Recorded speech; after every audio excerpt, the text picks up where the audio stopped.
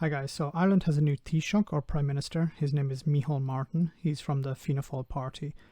And I'm going to come back in a moment after he speaks to explain how him being Prime Minister or Taoiseach could have an impact on Scottish independence and Brexit. So let's hear what he had to say. Some breaking news coming to the Sky News Centre for you now. It's official. The Fianna Fáil leader, Micheál Martin, has just in the last few minutes been elected as the new Irish Prime Minister. He is speaking now, so let's cross live to Dublin and listen in. They voted to establish independent courts. They reviewed and questioned the work of every department. They looked at ways of funding housing in Dublin. They set themselves the challenge of not just talking about the problems of our country, but of developing solutions.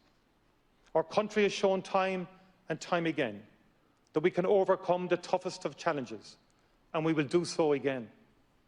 It is in the spirit of a deep belief in the role of democratic government, with a commitment to delivering the recovery and renewal embodied in our programme, and the determination to work tirelessly to serve the people, that I proudly accept your nomination.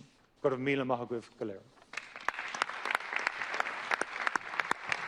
So back in 2016, Micheál Martin said that while the future of Scotland within the UK is a matter for the Scottish people, Ireland should support the nation in a bid to re-enter the European Union if such a situation arises. Days after the UK voted to leave the EU, with Scotland voting 62% to remain, the Fianna Fáil leader said in the Irish Parliament, and I quote, "I and my party believe that it would be unacceptable for Scotland to be treated as a normal candidate country should it seek to remain as a member of the European Union."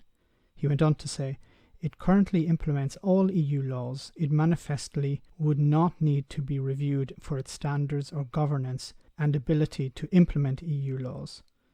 It has a strong administration, a distinct legal system, and an absolute commitment to European ideals."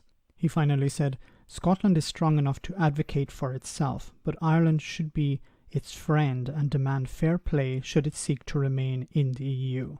Now, this is significant because during the first referendum campaign, both the Labour Party and the Tories were attempting to convince the Scottish people that in order to stay in the European Union, they needed to be part of the UK.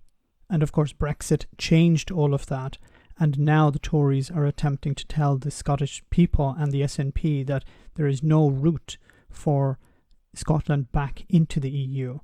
Now, of course, Scotland is a particular case because it has been implementing EU rules and laws from the beginning. It's not like a new country attempting to start from scratch. And I think the positive relationship the Scottish government has with the government of Ireland at the moment and with the EU as a whole would definitely help speed up any process towards EU membership that Scotland may attempt to embark on. In regards to Brexit, I don't see a real change taking place in policy because both the Fianna Fáil party from before, the Fine Gael party from before, have not changed their position on Brexit. So they're going to maintain a pro-EU policy towards Brexit and the European Union. So guys, let me know in the comments what you think. As always, your comments are greatly appreciated. Thanks a lot. Why not become a Patreon and enjoy access to our Discord server where we share news, chat, and have some fun? If you become a patron, you can also make video suggestions on topics that are important to you. Check it out via the link in the description.